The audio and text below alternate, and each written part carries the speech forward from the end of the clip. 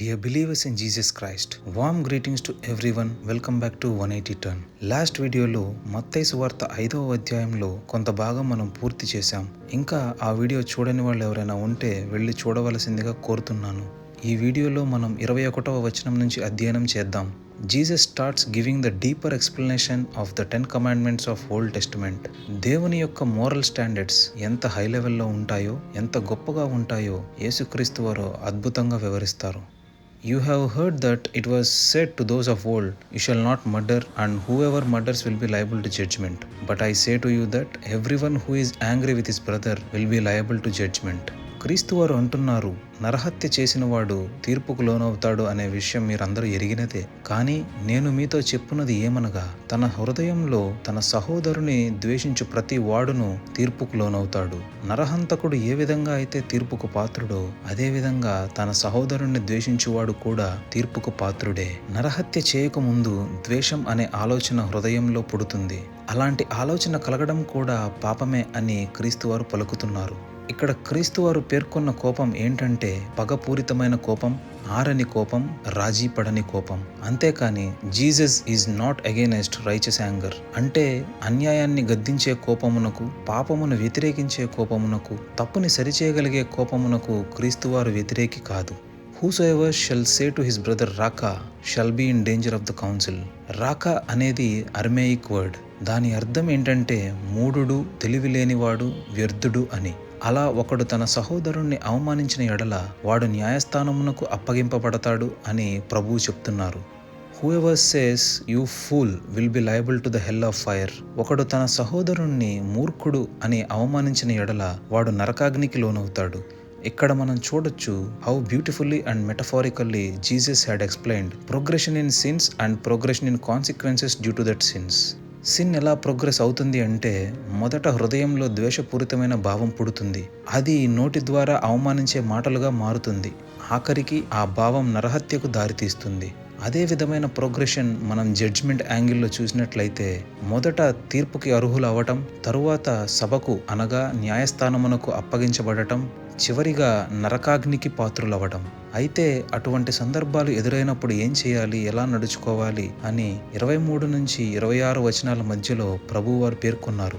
ఒకడు దేవునికి అర్పణములు సమర్పించుట కంటే తన సహోదరునితో సమాధాన పడుటయే ముఖ్యమని యేసుక్రీస్తు వారు పలుకుతున్నారు. ఒక్కసారి పాస్ తీసుకుని ఆలోచించండి. మన జీవితంలో ఎంతమందితో కోపంగా ప్రవర్తించుంటాం, ఎన్ని గొడవలు పడి ఉంటాం, ఎన్ని బంధాలు మన ద్వేషం వలన, మన తప్పిదం వలన చెదిరిపోయి ఉంటాయి. కానీ ఎన్నిసార్లు మనం రాజీపడుటకు ప్రయత్నించాం, ఎన్నిసార్లు సమాధాన పడ్డాం. సో ఇక్కడ పీస్ మేకింగ్ అనేది ఎంత ప్రాముఖ్యమైనదో మనం ఆలోచించవలసిన వారిగా ఉన్నాం. పౌలు భక్తుడు ఎఫెషియన్స్ చాప్టర్ 4 వర్స్ 26లో చెప్పినట్లుగా, సూర్యుడు అస్తమించేలోగా నీ కోపం ఆరిపోవాలి. ఇక్కడ గమనించాల్సిన మరొక ముఖ్యమైన విషయం ఏంటంటే, అన్ని సందర్భాల్లో మనం రాజీ పడాల్సిన అవసరం లేదు. మన తప్పిదం ఉన్నప్పుడే మనం రాజీ పడుటకు ప్రయత్నించాలి.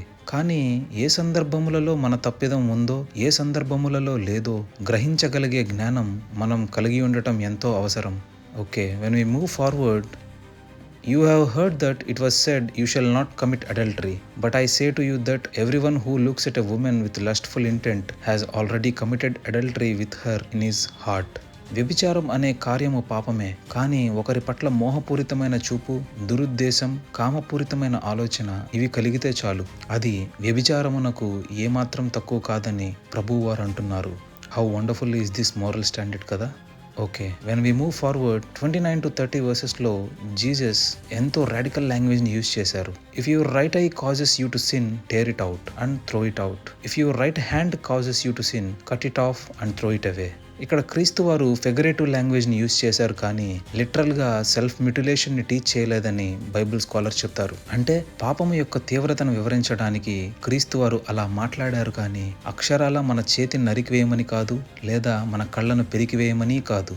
మనుష్యునికి కన్ను మరియు చేయి ఎంతో విలువైనవి. సో పాపమును మన నుండి తొలగించుకోవడానికి, మనకు ఎంత విలువైనదైనా సరే వదులుకోవడానికి మనం సిద్ధంగా ఉండాలని ఆ మాటల యొక్క భావం. ఉదాహరణకు, నువ్వు ఎంతో విలువగా భావించే ఒక స్నేహం నువ్వు పాపానికి పాల్పడేలా చేస్తే ఆ స్నేహాన్ని వదులుకోవడానికి నువ్వు సిద్ధంగా ఉండాలి. నువ్వు తరచుగా ఉపయోగించే మొబైల్ ఫోన్ నీ పాపానికి కారణం అవుతుంటే దాన్ని వదులుకోవడానికి నువ్వు సిద్ధంగా ఉండాలి.